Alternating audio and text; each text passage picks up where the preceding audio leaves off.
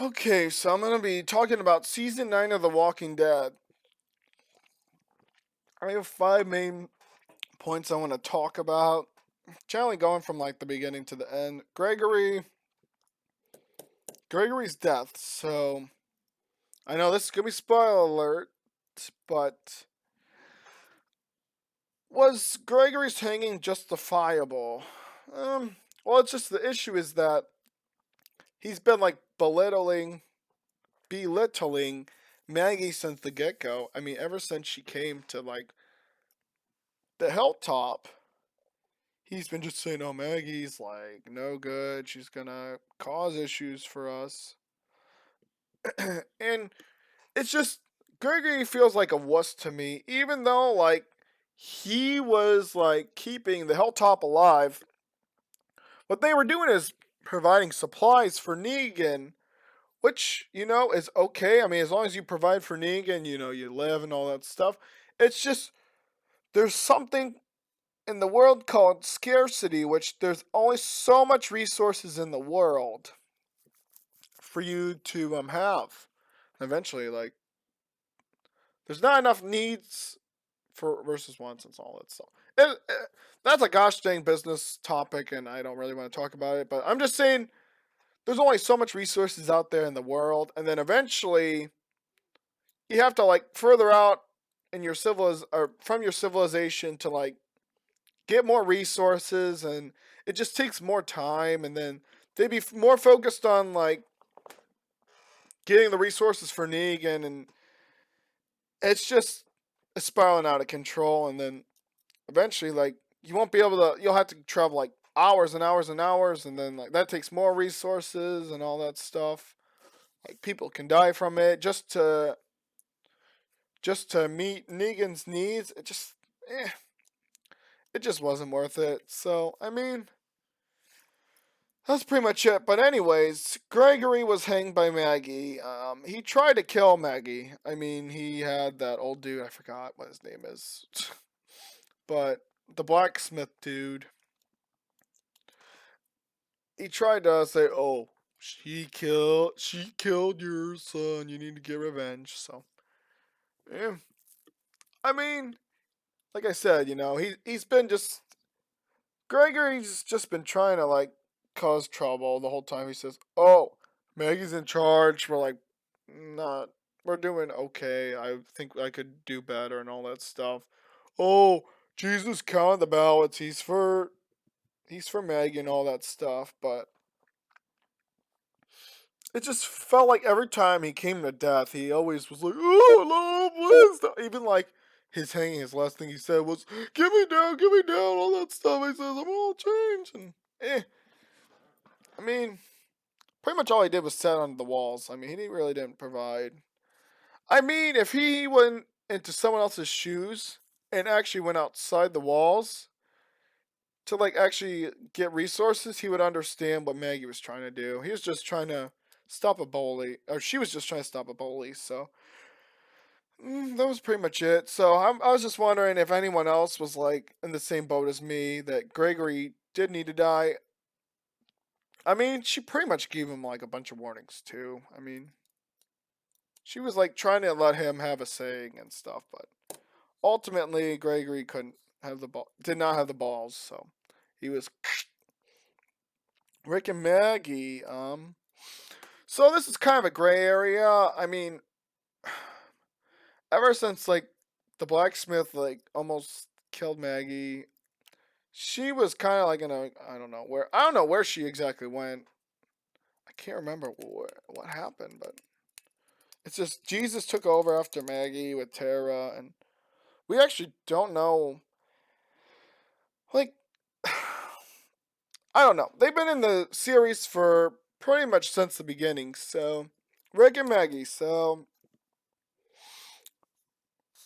Rick was on patrol, and then all of a sudden he gets like next to a herd, and then he gets bucked off his horse, and then there's like a iron rod sticking out of like a barrier where he gets poked. He gets stabbed, and he's pretty much kind of blacked out, and then he's like slowly rides his horse, and then it's choosing him between the bridge and his civilization for the herd. So he decides to get rid of the bridge, even though the communities work kind of hard to get a get the bridge back.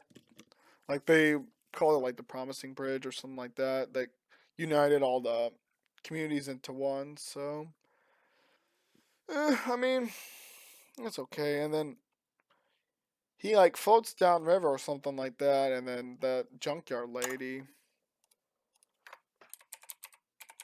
Jandis or whatever her name is.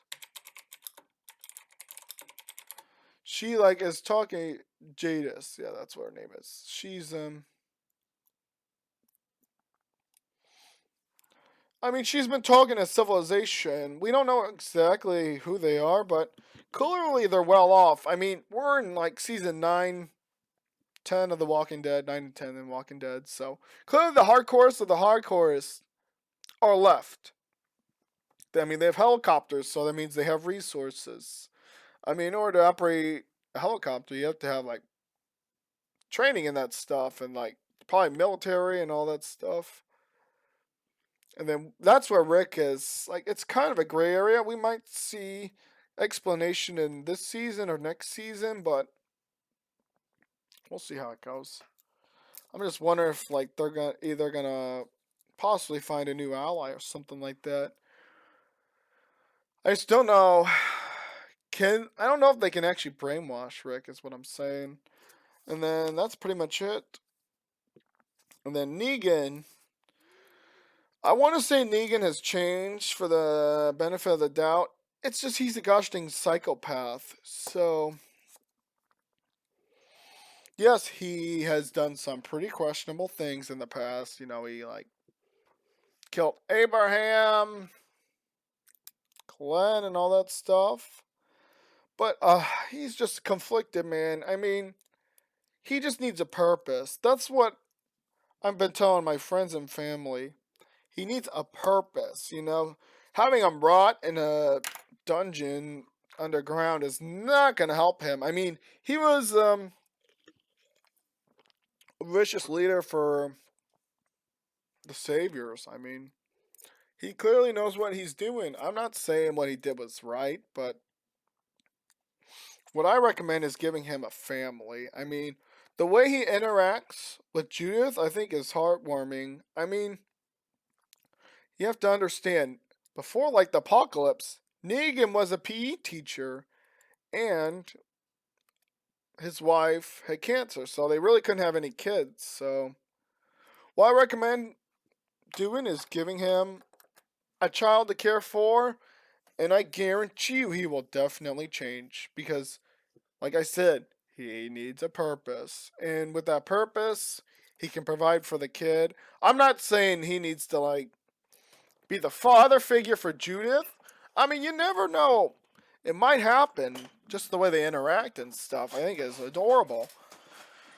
But I do think he does need some occupation. I mean, season 10, he's like picking fruit and all that, but we'll see how it goes. I mean, they could even have him like, do like the physical education department. I mean, have like resources and all that stuff. Have them train the kids on how to run and all that stuff. You know, where they like, because you know, like running is a main thing in The Walking Dead. I mean, you're like running away from zombies and all that stuff. So having stamina is key. So there's like so much opportunities you can have with Negan. I think he would be a great addition to the society for Rick's people. And then Jesus, spoiler alert, he's dead. So there was one of the Whispers killed him. Yeah, we were introduced to the Whispers. His death could have been such avoided. I mean, he's more focused on killing zombies than running. I mean, I understand like the zombies. They were in a graveyard, but all they had to do was run. And then, but the Whispers are such a bizarre group. I mean, what they have, the only thing they really have over the gosh dang Rick's people is that ginormous zombie herd Then after that, they have nothing. I mean, they barely survive. I mean, they live like in the gosh dang forest, for heaven's sakes. They barely have any housing of any sorts. They just live in the wilderness. I mean, even I think even zombies came and like ambushed them. So it's just their civilization is like chaotic. I mean, they do have a matriarch. They have Alpha and Beta. I think we're gonna be introduced to Gamma, season 10, episode 2. So that should be interesting. I think she's gonna be another like leader for Alpha, but I mean, she's trying to act like she's Alpha. I mean, that's why her name is probably Alpha. She's trying to act like she has control of the situation, when in reality she doesn't. The only thing she has is really just a blackmail. I mean, if I was like Rick's people, I would have like Daryl and someone else just go around just killing the herd. And then eventually they're not gonna have any blackmail to talk about. I mean, to deal with. Because as soon as you eliminate the herd, the Whispers have nothing over Rick's people. I mean, their weaponry is pretty weak. I mean, I know Beta can survive a gosh dang elevator fall, but holy nuts. A gosh dang dagger is not gonna save you versus like guns and a crossbow. I'm sorry, dude. I don't like, even if he can like withstand like 2 like shots by a gun or something like that, it's just not gonna help him. And then the wall is pretty much the last thing I want to talk about. So Alpha went into the kingdom to try to find her daughter, which I mean, I guess she's like looking out for her best for her daughter, which makes sense. I mean, but overall, they've wound up like rallying a bunch of people. Like they got Enid, they got Tara, then they got King Ezekiel and Carol's son and all that stuff, and a couple others. The blacksmith's wife and all that stuff. Well, I mean, the wall was a little bit kind of like a mock. I mean, I understand what Rick's people did. Like, they invaded the Whisper territory, but, who goes to say they. Well, even if, like, Rick's people were to do that to the Whispers, they wouldn't care.